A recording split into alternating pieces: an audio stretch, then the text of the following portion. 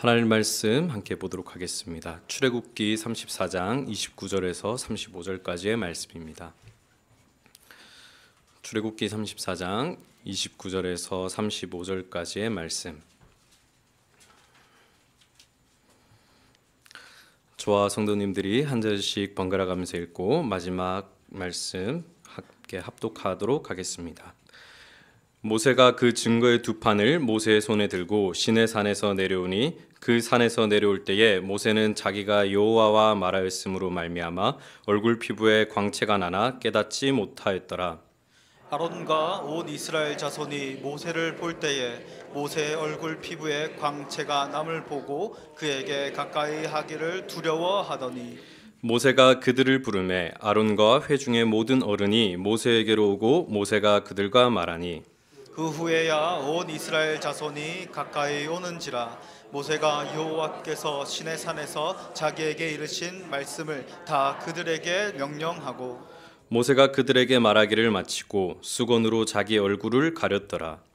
그러나 모세가 여호와 앞에 들어가서 함께 말할 때에는 나오기까지 수건을 벗고 있다가 나와서는 그 명령하신 일을 이스라엘 자손에게 전하며 함께 읽겠습니다. 이스라엘 자손이 모세의 얼굴의 광채를 보므로 모세가 여호와께 말하러 들어가기까지 다시 수건으로 자기 얼굴을 가렸더라. 아멘. 하나님의 영광의 광채라는 제목으로 말씀을 나누고자 합니다. 오늘 본문의 말씀의 배경과 관련하여서 기독교 미술사에서 특별한 하나의 일이 있었는데요. 앞에 보시는 사진을 보시면은 미켈란젤로라는 유명한 화가이자 미술가인 사람이 모세를 오늘 말씀을 보고 나서 조각한 것이 오늘의 이 사진입니다. 보셨을 때 한 가지 특이한 점이 있을 텐데요. 그것이 뭘까요? 모세에게 바로 뿔이 있다라는 것입니다. 모세를 조각했을 때 모세의 머리에 뿔이 있는 이유는 오늘 본문에 기록되어 있는 모세의 얼굴에 드러나는 광채라는 단어를 잘못 번역하고 해석했기 때문입니다.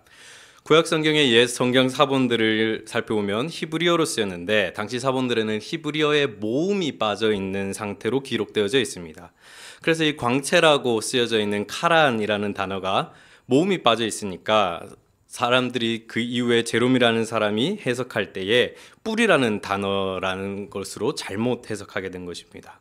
당시 번역하는 과정에서 제롬이라는 사람이 이 부분을 뿔이라고 번역하다 보니까 제롬이 보았을 때에 이 이스라엘 사람들이 모세를 보니까 두려워했다라고 나오는 것을 보니 사람에게 있어서는 안 될 뿔이 있었기 때문에 두려워했다라고 생각한 것이죠. 그래서 그는 잘못 번역하게 된 것입니다.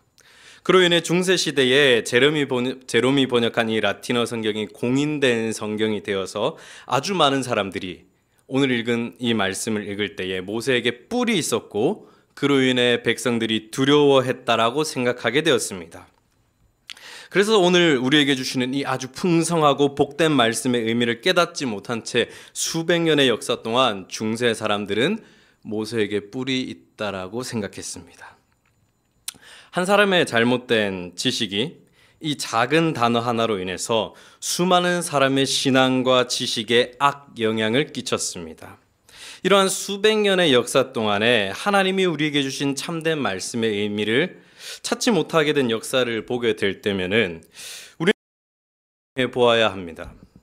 그들처럼 어쩌면 우리도 하나님의 말씀을 받고 듣고 해석할 때에 우리는 사실 우리가 무엇을 바르게 믿고 있는지 관심조차 없는 상태로 있을 때도 있습니다. 더욱 알기를 갈망하지 않아서 수백 년의 역사 동안에 하나님께서 주신 이 말씀을 그릇 해석했었던 중세 사람들처럼 우리도 그저 익숙한 나머지 아주 중요하게 알아야 될 바를 알지 못한 채 넘어가고 있을 수도 있습니다. 기독교가 정체되거나 멈춰 서 있지 않고 계속해서 자라가고 성장하기 위해서 아주 중요한 것이 있습니다. 바로 성경적 단어와 이해를 깊이 있게 이해해야 하는 것입니다. 분명 우리 시대의 차이, 해석에 의해서 우리에게 익숙하지 않은 단어들이 많이 기록되어져 있습니다. 그러나 우리 시대에는 성경에 나오는 단어들의 참된 의미를 찾거나 알려고 하지 않는 경향이 있습니다. 오히려 더욱 쉬운 단어들로 변형하고 그 들어 탈기식의 해석에 그치곤 합니다. 분명 와 지식의 수준 또 믿음의 연소함에 따라서 맞추어주는 배려와 사랑은 필요합니다. 저도 중고등부 사역자이기 때문에 우리 아이들을 위해서 맞추어주려는 노력을 많이 합니다. 설교할 때 아이들이 관심 가질 만한 첫사랑 이야기도 하고 9번이나 차였다는 이야기도 하고 또 야자를 할 때면은 하기 싫어서 야자를 땡땡이 치고 도망갔다가 팔거천이라는 다리 밑에서 고구마 구워 먹다가 갈대밭을 다 불태워서 그 일대에 119 차량이 9대나 등장하는 등 이런 이제 일탈의 이야기들을 하면 아이들이 아주 좋아합니다. 아이들이 가장 관심 가질 만한 주제부터 해서 주의를 끌 만한 요소들을 설교 곳곳에 배치합니다. 아이들을 위해서 맞추어주는 세심한 배려가 필요하기 때문이죠. 그러나 가끔씩 그런 생각이 들 때가 있습니다. 이제 뛰어다녀야 할 단계의 아이에게 기억 강요하는 것은 아닐까? 하나님께서 주신 더욱 알기를 힘쓰도록 하는 근육을 만들어주는 데에 내가 소홀한 것은 아닐까 생각하곤 합니다. 히브리서 기자가 말한 대로 우리 자녀들에게 또는 우리 자신의 믿음이 젖먹이의 단계에서 딱딱한 것을 먹을 수 있는 믿음의 장성한 분량에 이르기까지 우리는 더욱 알기를 힘쓰고 주님과의 관계가 더욱 깊어지기를 갈망해야 하는 줄로 믿습니다. 우리는 주님을 대면하는 그날까지 알기를 갈망하고 날마다 머리 대신 그리스도를 향하여서 자라가야 합니다. 그것이 교회의 목적이고 당위입니다. 방금 전 언급한 것처럼 하나님께서 자신이 택한 백성들을 구원 어떻게 점진적으로 성장시키시는지 자라가게 하시는지를 우리에게 알려주는 결정적인 본문입니다. 우리 29절 말씀을 다시 한번 읽어보겠습니다. 모세가 그 증거의 두 판을 모세의 손에 들고 시내 산에서 내려오니 그 모세는 자기가 여호와와 말하였으므로 말미암아 얼굴 피부에 광채가 나나 깨닫지 못하였더라. 아멘. 이스라엘 번째 돌판을 모세가 받아서 내려올 때에 그들은 금송아지를 만들어 섬기는 우상 숭배의 죄를 지었습니다. 모세가 을 깨뜨려 버리죠. 그리고 다시 하나님께 말씀을 받아야만 했습니다. 모세는 이후 40일 동안 하나님께 말씀을 들으며 들은 말씀을 새겨 두 돌판을 받게 되었습니다. 오늘 거라고 하는 이유는 하나님께 불순종하고 우상 숭배를 통해 음란하고 더러운 죄를 지었던 백성을 향해 하나님 용서하셨다. 언약의 대상자로 삼아 주셨다라는 것을 증거 새로운 돌판 바로 이 언약의 돌판으로서 이 돌판을 주셨던 것입니다. 우리를 다시 한번 용서해 주셨다. 우리가 언약의 하나님께서 우리를 택하셨다라는 증거가 바로 이 돌판이라는 것입니다. 언약을 회복시켜 주셨다라는 증거입니다. 본문에서 말하는 이 십계명이 새겨진 판이 두 판이라는 것은 참 우리를 궁금증에 쌓이게 만들 수도 있는데 한때는 이 두 판이 1에서 4계명까지는 하나님을 향한 우리의 계명이고 5에서부터 10계명까지는 사람 간에 지켜야 할 의무사항들이 적혀져 있기 때문에 각각 1에서 4계명이 적혀져 있는 돌판, 5에서 10계명이 적혀져 있는 돌판으로 해서 두 판이 모세가 받아서 내려왔다라고 학자들이 이야기하지만 실상은 그렇지 않습니다. 이 두 돌판이 가지고 있는 의미는 한 가지가 더가 있는데 당시의 고대 근동 사회에서는 왕과 신하가 언약 관계, 약속을 맺는 관계에 있어서 약속을 맺게 되면 그것에 대한 증거로 각자가 약속에 대한 지침 사항이 적혀져 있는 문서들을 각자가 소유하게 되어 있었습니다. 그래서 이 약속이 적혀져 있는 문서, 돌판은 서로에게 당신과 내가 언약을 맺었다라는 증거로서 서로가 가지고 있게 되는 것이죠. 그런데 하나님께서 소유해야 되는 이 판을 직접 모세가 가지고 가서 언약의 상징과 같은 이 두 판을 백성들에게 보여주셨다라는 것은 내가 너희의 왕이 되고 너희가 나의 백성이 되었다라는 것은 왕과 신하 간에 맺는 약속, 언약의 상징을 보여주심으로써 하나님이 우리의 왕이 되었다라는 것을 보여주는 것입니다. 이 돌파 마음이었을까요? 자신 우리가 진정 맺은 증거 깨닫게 되는 것입니다. 하나님께서는 아직까지 연약에 있는 백성들을 알고 계셨습니다. 그들에게 언제나 맞추어 주는 은혜를 베푸십니다. 이 언약 새롭게 만들어 주시고 언약의 돌판을 2개 다 모세에게 주신 이유도 그들의 불안함과 그들의 두려움, 안심과 회복이라는 증표로서 모세의 손에 들려주셨던 것입니다. 백성으로 택함받은 자로 살아갈 때에 구체적으로 어떻게 살아가야 하냐라는 지침까지 돌판에 새겨주셨습니다. 그것이 십계명이었고 바로 율법이었습니다. 그러나 여기서 끝이 아니었습니다. 오늘 본문에서 가장 중요한 부분이 드러나는데 바로 모세의 얼굴에 광채가 나타나는 것입니다. 우리 30절 말씀을 함께 읽겠습니다. 아론과 온 이스라엘 자손이 모세를 볼 때에 모세의 얼굴 피부에 광채가 남을 보고 그에게 가까이 하더니. 사랑하는 성도님들, 우리에게 죄라는 것이 들어오고 나서 가장 즉각적인 변화 중에 하나는 우리의 영가 패하여서 주님이 가리워졌다라는, 또한 있는 또한 죄로 인하여서 부패하였기 때문에 주님을 알 수 없게 되었다라는. 그러나 하나님께서는 우리의 이 죄로 인해 부패하였고 더러워 주님께서 먼저 찾아와 주십니다. 그리고 말씀을 통해 계시하십니다. 계시라는 단어가 무슨 뜻입니까? 계시는 말 그대로 열어 보임이라는 뜻을 가지고 있습니다. 가리워진 우리의 영적인 눈을 열어서 보게 하시고 알게 하시는 것입니다. 계시하시는 것입니다. 계시는 가리워진 하나님의 진리, 뜻, 그리고 하나님의 존재, 인간이 인식 가능한 방식으로 주어지는 것입니다. 하나님은 무한하신데 우리는 타락했기 때문에 인간은 스스로 하나님을 알 수 없습니다. 따라서 하나님께서 스스로 알려주셔야지만 인간이 하나님을 알 수 있게 되는 것입니다. 영적으로 눈이 어두운 자들이 모세가 산에 올라가자 그들은 두려워했습니다. 우리를 이끌 우리가 어디 있는가? 방금 언급하였듯이 인간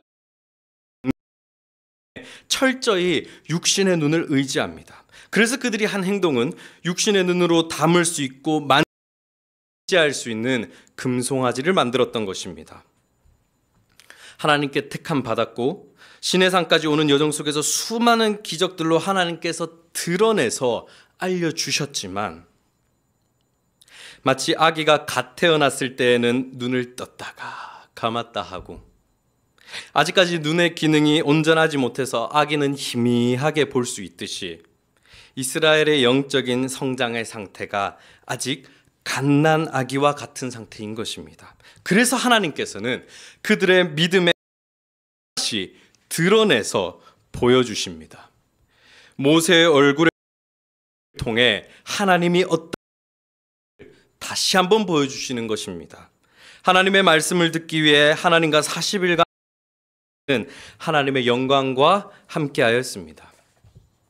그리하여서 하던 갓난 아기와 같은 신앙의 이스라엘 백성에게 하나님께서는 모세를 통해 하나님이 어떤 분이신가를 영광의 광채를 통해 모세의 얼굴에 비추어 보여주십니다. 하나님의 아름다우심을 보여주는 것입니다. 하나님은 거룩하시고 빛나는 영광스러운 분이시라는 것을 오늘 말씀을 통해 계시하고 계시는 것입니다. 여기서 우리는 중요한 것을 알아야 합니다. 바로 그것은 죄인들에게 필요한 것은 하나님을 드러내고 하나님을 알게 해줄 수 있는 하나님과 죄인 사이를 이어주는 사람이 필요하다는 사실입니다. 그것을 우리는 중보자라고 말합니다. 중보자란 하나님과 함께 하는 자라는 뜻을 가지고 있습니다. 하나님 외에는 결코 아까 전에 언급했듯이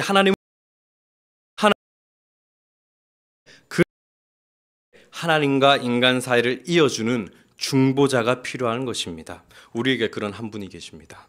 그분이 누구십니까? 바로 예수 그리스도이십니다. 예수 그리스도께서는 우리의 유일한 중보, 우리의 죄를 지시고 십자가로 하나님과 함께 하셨습니다. 그분으로 세를 얻었으며 아들을 몸으로 보듯이 예수 아버지였습니다. 그뿐만이 아닙니다. 맏아들이 되어 우리는 하나님 아버지께 양자되는 하나님을 아바 아버지라 부르는 자녀됨의 은혜를 얻었습니다. 구약은 이러한 오실 예수 그리스도, 중보자 예수 그리스도를 모형적으로 보여주는 인물들을 한 명 한 명 등장시킵니다. 민족의 지도자로서, 왕으로서 예수 그리스도를 미리 보여주는 인물들을 우리에게 제시해 줍니다. 또한 하나님 사람들을 통하여서 오실 예수 그리스도를 예표합니다. 구원할 사람의 아들, 여자의 후손이신 메시아 예수 그리스도를 미리 바라보도록 하셨습니다. 예수께서 죄인들을 구원하시는 제사장이자 선지자이자 왕이셨던 구약 백성들을 구원할 때에 하나님께서는 오늘 말씀에 나오는 모세를 백성들의 중보자로 삼으셔서 그들을 다스리고 그들 앞에 서게 하며 하나님의 말씀을 대언하도록 하셨던 것입니다.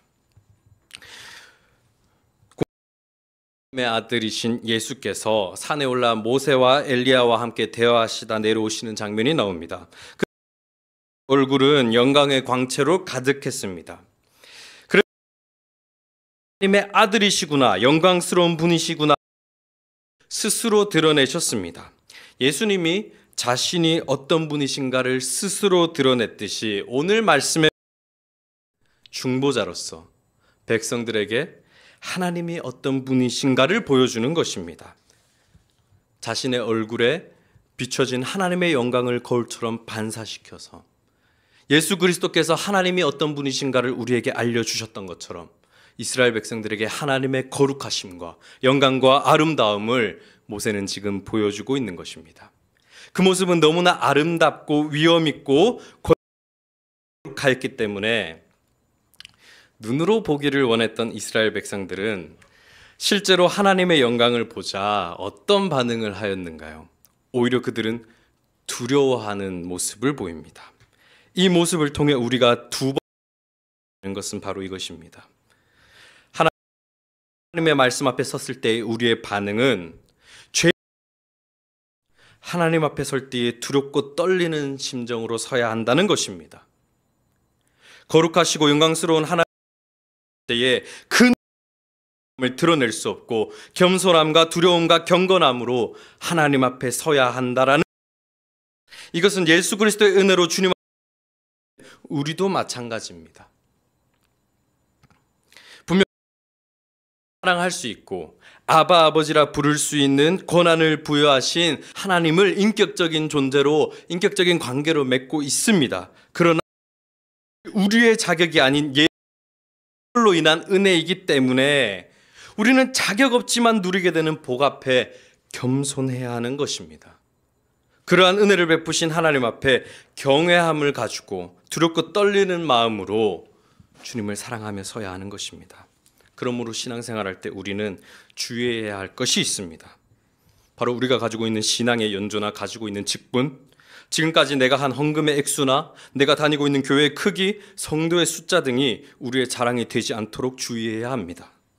교회의 머리 대신 그리스도께 접붙여진 그의 몸된 교회는 자랑할 것이 오직 없기 때문입니다. 하나님 앞에서 그리스도 외에 자랑할 것들은 버려야 합니다. 하나님의 영광 결코 그리스도를 자랑하지 않습니다. 하나님의 영광의 광채 앞에서 다른 것들을 자랑하는 것은 바가지를 만들며 우상 숭배 우상 숭배하는 것이기 때문입니다. 그것은 이스라엘 백성처럼 두려워 떨어야 하는 일입니다. 바라옵기는 저와 성도님들께서는 하나님의 영광 앞에서 겸손함과 경외함을 갖추길 소망합니다. 죄인이었던 우리가 그저 아버지라고 날마다 기억하며 날마다 나의 나된 것은 십자가에 못 박고 오직 예수만 드러내는 삶을 살아내는 저와 여러분들이 되시기를 간절히 소망합니다. 오늘 본문에서 우리가 주의 깊게 살펴보아야 하는 부분은 한 가지 더 있습니다. 우리 31절부터 35절까지의 말씀을 함께 읽도록 하겠습니다. 모세가 그들을 부르매 아론과 회중의 모든 어른이 모세에게로 오고 모세가 그들과 말하니 그 후에야 온 이스라엘 자손이 가까이 오는지라. 모세가 여호와께서 시내산에서 자기에게 이르신 말씀을 다 그들에게 명령하고 모세가 그들에게 말하기를 마치고 수건으로 자기 얼굴을 가렸더라. 그러나 여호와 앞에 들어가서 함께 말할 때에는 나오기까지 수건을 벗고 있다가 나와서는 그 명령하신 일을 이스라엘 자손에게 전하며 이스라엘 자손이 모세의 얼굴의 광채를 보므로 모세가 여호와께 말하러 들어가기까지 다시 수건으로 자기 얼굴을 가렸더라. 아멘. 두려워하는 백성들을 향해 모세는 먼저 아론과 회중의 모든 어른들을 불러 세웁니다. 이 가운데 있는 회중의 모든 어른이라는 말씀은 지금으로 하면은 장로를 뜻합니다. 그들을 향해 하나님의 말씀을 전합니다. 그런데 모세가 말하기를 마치자 특이한 행동을 합니다. 바로 수건으로 가리는 행위입니다. 이 모세의 얼굴을 수건으로 가리는 행위는 무엇을 의미할까요? 바로 하나님의 영광이, 하나님의 뜻이 아직은 모두 드러나지 않고 감추어져 있음을 의미합니다. 설교의 서론부에서 하나님이 인간을 구원하시는 역사, 구속사에 있어서 지금 출애굽에 있는 백성들의 믿음은 아직 갓난아기의 상태에 불과하다고 했습니다. 그들에게 하나님의 영광은 눈에 하기도 전에 눈의 기능이 아직 연약한 상태로 무언가를 보는 아기와 같아서 온전히 볼 수 없는 상태라고 이야기했습니다. 그래서 그들은 하나님이 주신 오늘의 이 말씀, 십계명 돌판에 새겨진 이 율법도 그 주신 목적을 오해합니다. 정확한 뜻을 발견하지 못합니다. 하나님이 주신 이 율법은 이스라엘이 하나님의 백성답게 살아갈 기준이 됩니다.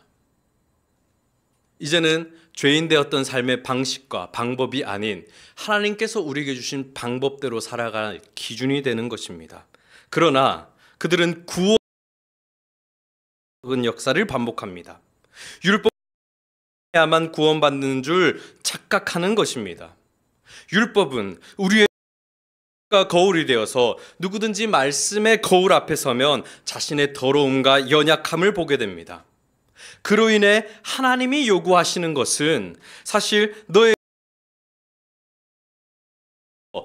은혜를 구하라는 뜻이 담겨 있습니다. 어떤 은혜입니까? 하나님의 주권적인 구원의 은혜입니다. 그러나 마치 사춘기에 걸린 아들이 자기 스스로 뭐든지 할 수 있을 거라 착각하는 것처럼 이스라엘은 계속해서 착각 속에서 살아갑니다. 하나님이 주신 이 율법을 지켜 행함으로 구원을 얻을 수 있다고 생각하는 것입니다. 제가 중고등부 사역을 하다 보면은 아이들이 자라감을 보면서 깨닫는 것이 있습니다. 다들 착각 속에 빠져 있다라는 것입니다. 중1은 초등학교 졸업했다고 다 큰 줄 압니다. 중2는 갓 초등학교 졸업한 중1에서 벗어났기 때문에 다 큰 줄 알고 중3은 이제 고등학교니까 다 컸다고 생각합니다. 고등학생들은 어떨까요? 고등학교 1학년은 이제 중학교 수준이 아니라는 것에 다 큰 줄 압니다. 고2는 사춘기 갑자기 중2 마냥 외계인이 됩니다. 제일 특이합니다. 고3쯤 되면 이제 전도사님한테 짬밥 대우를 요구합니다. 자기도 나이 먹을 만큼 먹었고 이제 곧 20살 성인 어른이 되니까 어른 대우 해달라는 겁니다. 다들 착각 속에 빠져 삽니다. 근데 우리도 그렇습니다. 우리는 다들 좀 컸다고, 이만하면 성장했다고 하나님 앞에서 착각하면서 살아갑니다. 이스라엘도 그러한 것이죠. 언약의 대상자가 되었다라는 특권의식에 빠져서 하나님의 영광을 온전히 보지 못하고 하나님을 잘못 이해한 삶을 살아갑니다. 아직까지 덜 자란 것이죠. 명확히 보지 못하고 알지 못하는 것입니다. 그렇다면 가리워진 수건처럼 하나님의 영광과 하나님의 뜻을 온전히 깨닫지 못하는 우리가 어떻게 하나님의 영광과 뜻을 온전히 볼 수 있을까요? 그 길이 무엇일까요? 그것은 바로 모세와 같은 모형적으로 우리의 중보자가 되는 인물이 아닌 바로 진정한 중보자 예수를 통해 우리는 수건이 아닌 진짜 하나님의 영광을 보게 됩니다.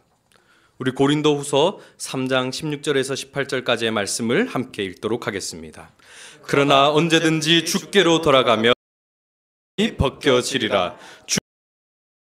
주의 영이 계신 곳에는 우리가 다 수건으로 같이 주의 영광으로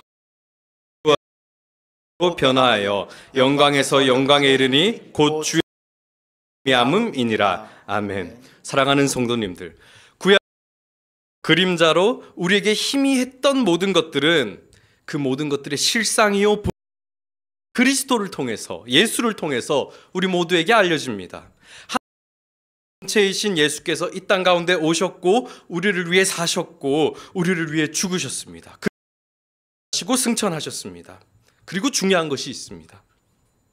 우리를 위해 저에 대한 속량과 그리스도께서는 그것 주시기 위해 그분의 영이신 성령을 우리에게 보내주셨습니다.